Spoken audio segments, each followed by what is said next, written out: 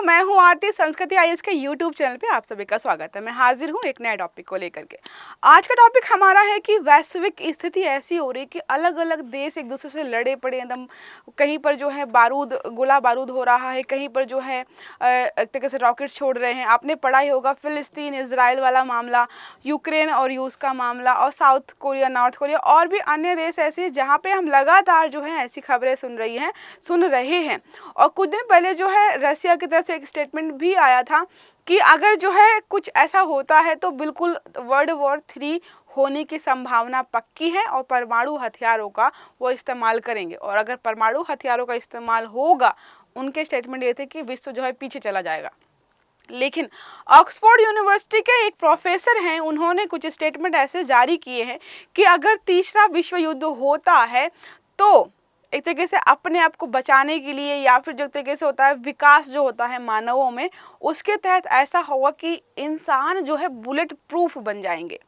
उन पर जो एकदम इधर चमड़ी जो एकदम लोहे की हो जाएगी और बिल्कुल कठोर हो जाएंगे, बिल्कुल सुपर ह्यूमन जैसे बन जाएंगे। उन पे जो है पंख वगैरह भी होंगे। तो हम यहाँ पे देखेंगे कि ऐसी अवधारणा जो है इतनी बड़ी यूनिवर्सिटी की अगर प्रोफेसर ने दी है तो हमें समझनी पड़ेगी। किसी राह चलते व्यक्ति ने बोला होता तो हम इग्नोर कर देते, लेकिन बहुत बड़े जीव विज्ञानी हैं और बहुत सारी रिसर्च वगैरह कर रखी है, तो इन्होंने अगर ऐसी अवधारणा दी है तो हमें जो है समझना पड़ेगा चीज़ों को। ठीक है, देखिए क्या है, तीसरा विश्व युद्ध के बाद जो है बुलेट प्रूफ बन जाएंगे इंसान, उड़ने के लिए यहाँ पे पंख भी होंगे। कुछ ऐसा जो है सुपर ह्यूमन बन जाएंगे जिनकी हम जो है कल्पना करते हैं मात्र हॉलीवुड मूवीज़ में, बॉलीवुड मूवीज़ में जो होते हैं सुपर हीरोज़, वैसा ही कुछ यहाँ पे हमें देखने को मिलेगा। तो पहले चर्चा के बिंदुओं को देखें तो दुनिया में तनाव संघर्ष चल रहा है। हमें समझ में आ रहा है कि अलग अलग देश जो है पूरी तरीके से लड़ रहे हैं। गाजा पूरी तरीके से समाप्त हो गया है।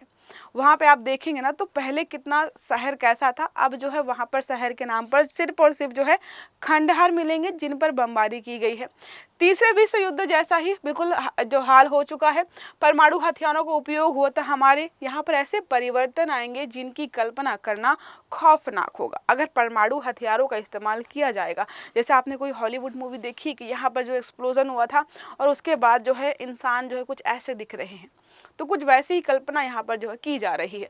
ऑक्सफोर्ड विश्वविद्यालय के वैज्ञानिक हैं, वो दावा किया है कि तीसरा विश्व युद्ध अगर होता है तो शरीर में बड़े बदलाव हो जाएंगे जो कि सर्वाइवल के लिए बहुत ज़रूरी है।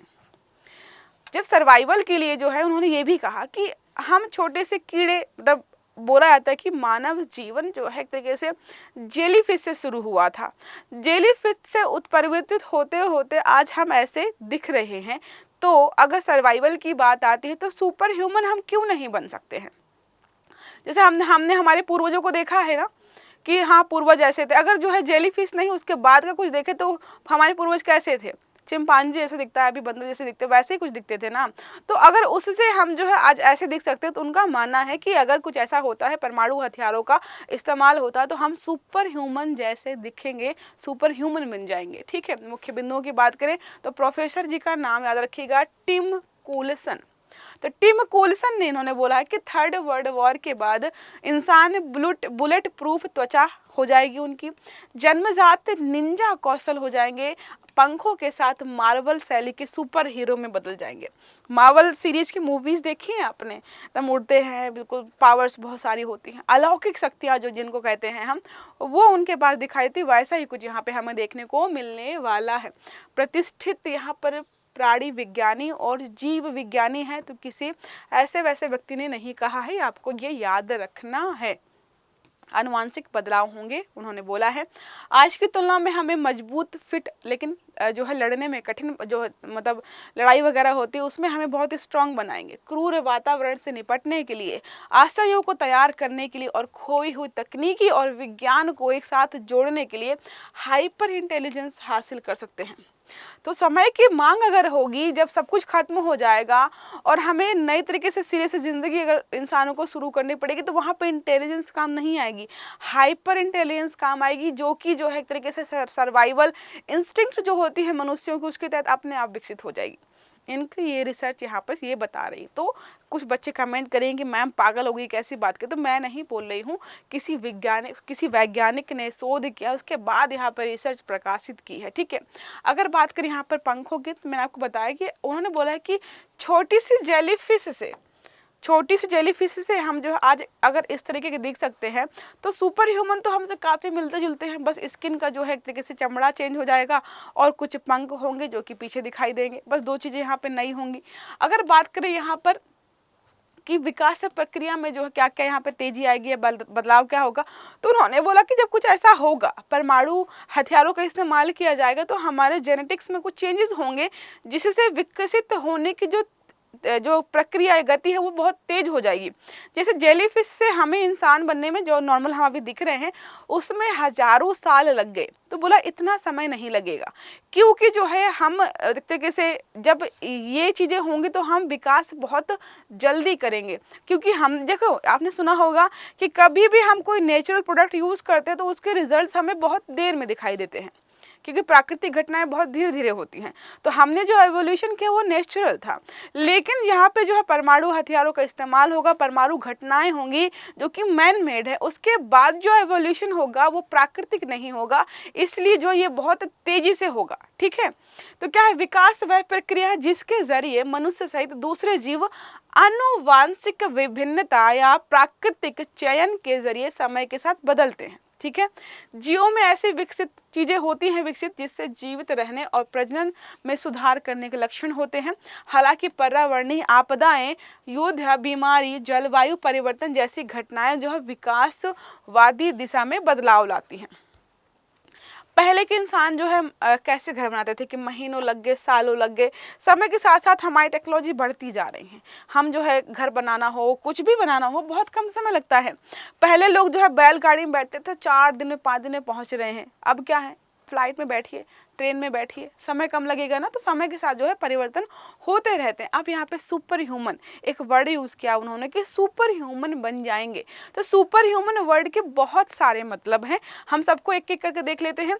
ऐसे लोग या प्राणी जिनमें मनुष्यों से ज़्यादा शक्तियाँ गुण होते हैं, जिनको बोलते हैं अलौकिक शक्तियाँ हैं, एक तो उनको हम सुपर ह्यूमन बोलते हैं। दूसरा जो होता है अति मानवीय, अलौकिक, आसमानी, गूढ़ या दैविक, रहस्यमयी, अमानुषी, लोकातीत, मतलब बिल्कुल दुनिया से अलग, उन सबको हम सुपर ह्यूमन बोलेंगे। दूसरा है सुपर रेस की अवधारणा में Eugenix, nano technology, genetic engineering और ब्रेन कंप्यूटर इंटरफेस और तरीके से वर्तमान मानव, ये इसको आप समझ सकते हो, जिसको आपने परिकल्पना पढ़ी डिजाइनर बेबी, कि आप जो है किसी बच्चे को कैसा बनाना चाहते हो कि उसकी नाक ऐसी दिखें, आंखें ऐसी दिखें, जो कलर ऐसा होना चाहिए, बाल ऐसे होने चाहिए।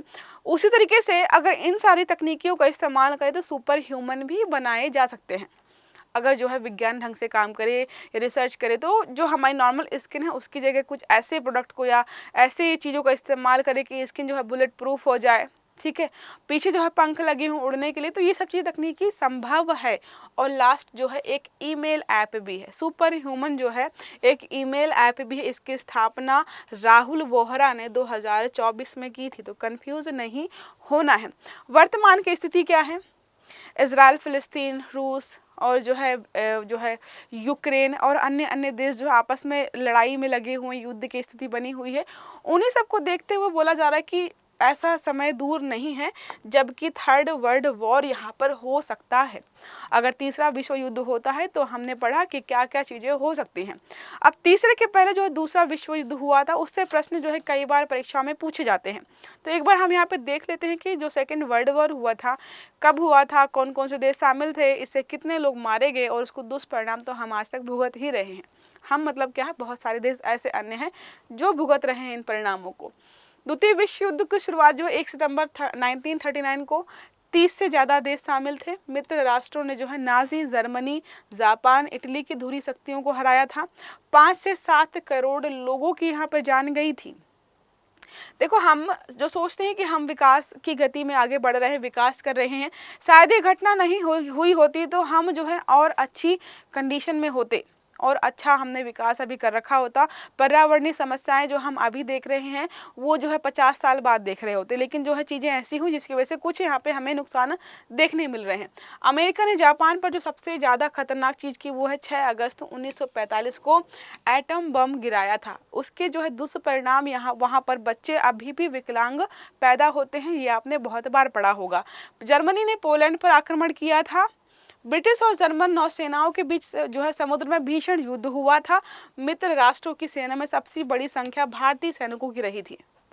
जब वहाँ पे युद्ध हो रहा था तो आपने पढ़ा होगा उस टाइम कि हमारे यहाँ से सैनिकों को ले जाने की बात की जा रही थी कि युद्ध में जो है ले जाएंगे। आपने पढ़ा था ना अंग्रेजों, या जो हमने भारतीय इतिहास पढ़ा है वहाँ पर उस समय, क्योंकि जो है ब्रिटिश का यहाँ पे शासन था, ब्रिटिश का, तो यहाँ पे बोला है कि जो मित्र राष्ट्रों की सेना थी सबसे ज़्यादा वहाँ पे भारतीय थे, जिनका इस युद्ध से कोई लेना देना नहीं था। वहाँ पे सबसे ज़्यादा लोग जो है शामिल थे वो भारतीय लोग ही थे। तो ये रहा हमारा आज का आर्टिकल, बड़ा थोड़ा सा इंटरेस्टिंग था तो मैंने सोचा पढ़ा देते हैं, जिसमें बोला जा रहा है कि अगर थर्ड वर्ल्ड वॉर होता है तो उसके बाद जो है इंसान कुछ सुपर ह्यूमन जैसे दिखेंगे। उनकी स्किन होगी बिल्कुल चमड़े की तो नहीं होगी, बुलेट प्रूफ होगी, लोहे की होगी और उसमें पंख भी होंगे। तो ये अलग अलग स्टेटमेंट आते रहते हैं, हमें पढ़ना ज़रूरी है, हमें अपने आप को अपडेट रखना ज़रूरी है। ठीक है, तो अगर क्लास अच्छी लगी हो तो लाइक करिएगा, चैनल को सब्सक्राइब करिएगा, सारे वीडियो टाइम से मिलें इसके लिए बेल आइकन जरूर दबाइएगा। अच्छे से पढ़िएगा। Have a good day, thank you.